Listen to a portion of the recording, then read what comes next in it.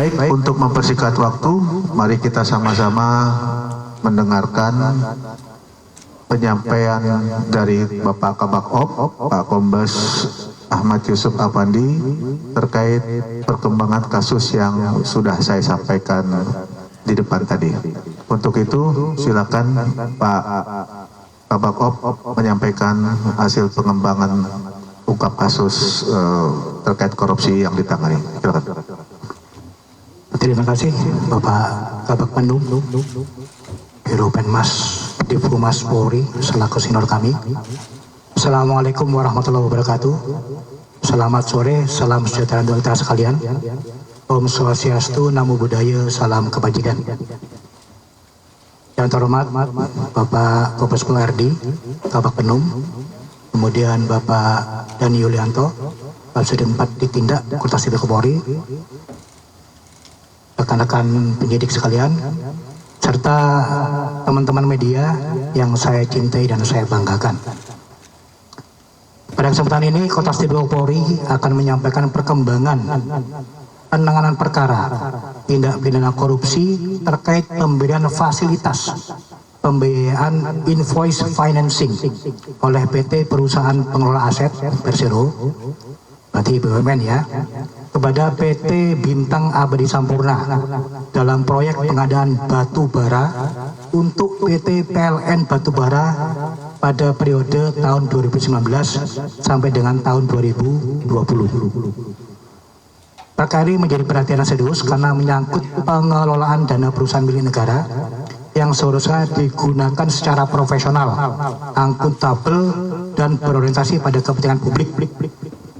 Penyalahgunaan kewenangan dalam proses pembiayaan tersebut telah menimbulkan kerugian keuangan negara yang signifikan sekaligus mencederai tata kelola investasi BUMN. Saudara-saudara sekalian, setelah melalui rangkaian proses penyidikan yang komprehensif serta koordinasi intensif dengan jaksa penuntut umum, berkas perkara terkait perkara ini telah dinyatakan lengkap atau P21, sehingga penyidik telah melakukan penahanan terhadap tersangka sebagai bagian dari proses penegakan hukum sebelum pelimpahan tahap 2 kepada kejaksaan. Dalam perkara ini, Kurtas Sipil Polri, para penyidik telah melakukan penahanan terhadap 2 orang tersangka, yaitu yang pertama Saudara IT selaku Investment Manager PT Perusahaan Pengelola Aset Persero, dan yang kedua adalah Saudara FSN selaku Kepala Divisi Operasional PT Bintang Abadi Sampurna. Sementara itu, untuk tersangka FH selaku Direktur PT Bintang Abadi Sampurna saat ini telah berstatus sebagai narapidana dalam perkara lain dan sedang menjalani pidana di Lapas Salemba. Rekan-rekan media yang saya cintai dan saya banggakan, dari hasil penyidikan diperoleh fakta bahwa fasilitas pembiayaan senilai 50 miliar diberikan kepada PT BAS Bintang Abadi Sampurna melalui skema invoice financing. Namun dalam pelaksanaannya, dana akhirnya dicarikan mencapai sekitar 67,31 miliar rupiah melalui 8 kali pencairan. Penyidik menemukan adanya serangkaian penyimpangan mendasar antara lain. Pertama, proses due diligence dan analisis risiko tidak dijalankan sebagaimana mestinya. Rekomendasi untuk melaksanakan verifikasi langsung kepada PT PLN Batubara tidak dilaksanakan, padahal hal tersebut merupakan prosedur wajib sesuai SOP internal PT PPA. Kemudian kedua, dokumen invoice dan dokumen pendukung tidak diverifikasi keabsahannya, namun tetap dinyatakan telah memenuhi persyaratan sehingga menjadi dasar pencairan dana. Yang ketiga, pengawasan terhadap mekanisme cash collateral diabaikan, sehingga pencairan tetap dilakukan meskipun persyaratan jaminan tidak terpenuhi. Kemudian keempat, pada pencairan tahap akhir diduga dilakukan rekayasa rekening koran atau bank statement agar seolah-olah saldo rekening jaminan masih mencukupi, padahal kenyataannya tidak. Dokumen yang diduga dipalsukan tersebut kemudian digunakan sebagai dasar pencairan dana berikutnya. Dengan kata lain, perkara ini bukan semata-mata kesalahan administratif, melainkan merupakan rangkaian tindakan yang diduga dilakukan secara sadar, terstruktur, sengaja, dan saling berkaitan, sehingga mengakibatkan dana negara dicarikan tanpa dasar yang sah. Saudara-saudara sekalian, berdasarkan laporan hasil pemeriksaan investigatif kerugian keuangan negara oleh BPK RI, perbuatan para tersangka telah mengakibatkan kerugian keuangan negara sebesar 38,9 miliar rupiah. Nilai tersebut merupakan kerugian nyata yang timbul akibat penyimpangan dalam proses pembiayaan dimaksud. Dalam rangka optimalisasi aset recovery, penyidik telah melakukan penyitaan terhadap sejumlah aset berupa tanah dan bangunan milik para tersangka yang tersebar di Medan, Bekasi, Bogor, Samarinda, dan Sidoarjo dengan estimasi nilai sekitar 14,4 miliar rupiah. Penyitaan tersebut merupakan bagian dari upaya pemulihan kerugian keuangan negara sebagaimana diamanatkan dalam pemberantasan tindak pidana korupsi. Rekan-rekan media sekalian, penanganan perkara ini menunjukkan bahwa penyimpangan dalam pembiayaan investasi BUMN tidak hanya berdampak pada kerugian keuangan negara, tapi juga berpotensi mengganggu tata kelola pembiayaan sektor strategis nasional, termasuk sektor energi. Oleh karena itu, kami, Kotas Tipikor, tetap akan mengedepankan 3 fokus utama, yaitu menuntaskan penegakan hukum secara profesional, objektif, transparan, dan akuntabel, kemudian memulihkan kerugian keuangan negara melalui mekanisme aset recovery, dan yang ketiga, mengembangkan penyidikan apabila ditemukan keterlibatan pihak-pihak lain yang dapat dimintai pertanggungjawaban pidana. Kami menegaskan bahwa setiap orang memiliki tingkatan ataupun kedudukan yang sama di muka hukum, maka siapapun yang terlibat akan dapat disidik. Demikian kami sampaikan. Terima kasih atas perhatian rekan-rekan sekalian. Wassalamualaikum warahmatullahi wabarakatuh. Waalaikumsalam. Terima kasih Pak Kabakop Kotas Tipikor Polri yang tadi sudah menjelaskan terkait penahanan tersangka dari proyek pengadaan batubara kepada PT Perusahaan Listrik Negara Batubara di periode 2019-2020. Baik rekan-rekan, saat ini kita sesi tanya jawab ya. Di sini ada Bapak Kabakop, Bapak Kasubdit, dan para penyidik. Nanti silakan rekan-rekan media dapat menanyakan hal-hal yang terkait yang sudah disampaikan tadi. Saya buka untuk 3 pertanyaan dulu ya. 1. Ada lagi? Siapa? Enggak? Oh, bukan? Nanya. Ya, silakan 1 dulu aja. Sebutkan nama dan dari media mana. Ya, makasih. Andi Pak, dari Kata Data. Tadi kan disebutkan nilai kerugian negaranya 30 sekian triliun, sementara aset yang disita dari tersangka 14 sekian triliun. Itu kan ada selisihnya 16-15 triliun something. Itu untuk sisa untuk nutupin kerugian keuangan negaranya dari mana, apa langkah yang akan dilakukan, itu 1. Terus kedua, pasal yang dikenakan sama 2 tersangka sejauh ini apa ya Pak? Itu dulu, makasih.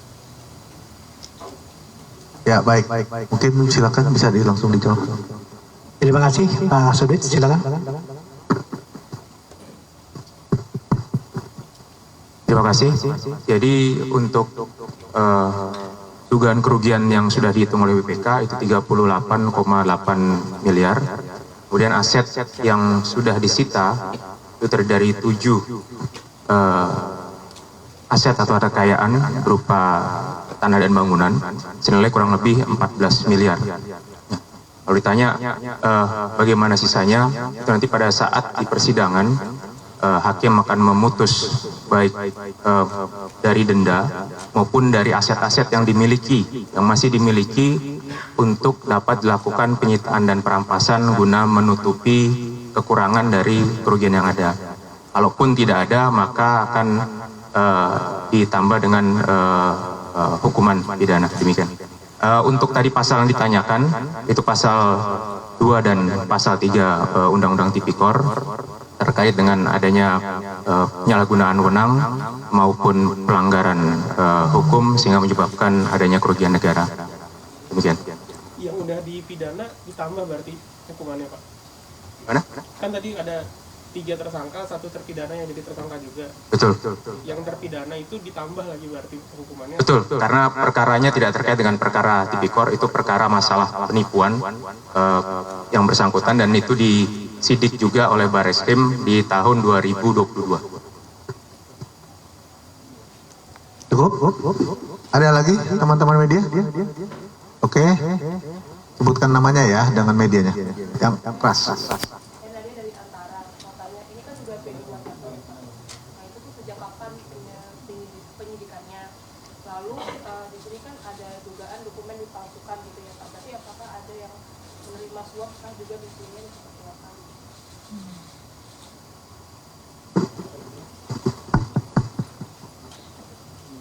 Untuk penyidikan kami sudah lakukan sejak tahun 2024, dan kemudian keterangan P21-nya dari Kejaksaan itu di awal 2026, dan kemudian untuk tadi yang ditanyakan terkait dengan dokumen yang dipalsukan, apakah ada menerima keuntungan, betul dari hasil penyidikan bahwa ada sebagian uang yang diterima oleh PT BAS ini kemudian digunakan untuk kepentingan pribadi, sehingga yang penyidik lakukan adalah melakukan penyitaan terhadap aset yang diduga dibeli dengan uang yang tadi didapatkan dari hasil korupsi. Betul, sejak awal ada permufakatan antara pihak PT PPA, saudara IT, tersangka IT dengan direktur PT BAS. Salah satunya dalam hal manipulasi laporan keuangan tadi. Ada lagi teman-teman? Ya, silakan. Ini ada kaitannya sama batu bara yang dicublek apa sih Pak?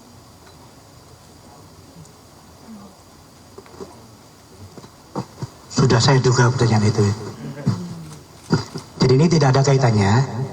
Ini terkait dengan tindak pidana korupsi terkait pemberian fasilitas pembiayaan dari PT PPA kepada PT BAS untuk pengadaan batubara kepada PT PLN Batubara di tahun 2019-2020. Jadi tidak ada kaitannya.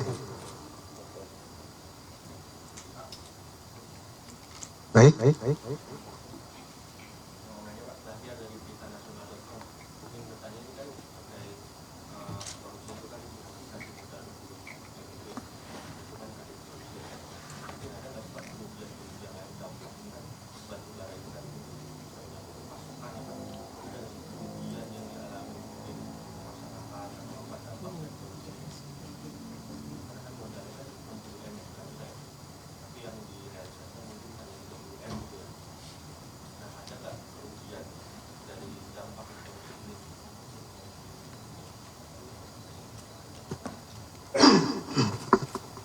Baik, terima kasih.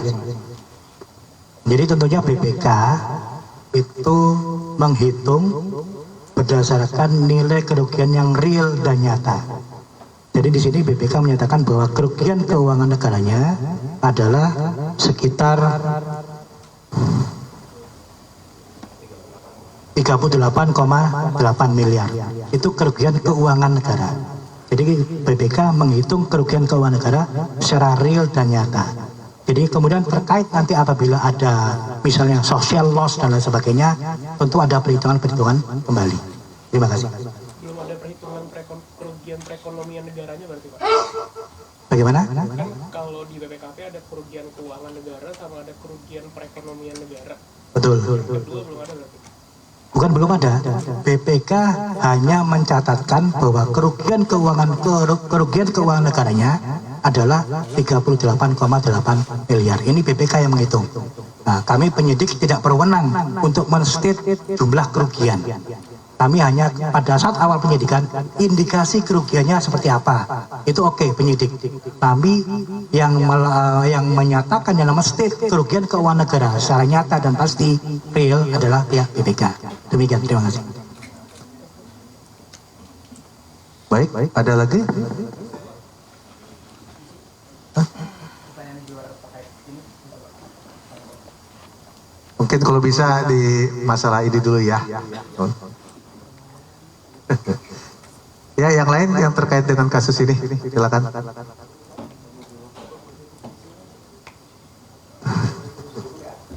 Baik, cukup ya. Baik, rekan-rekan.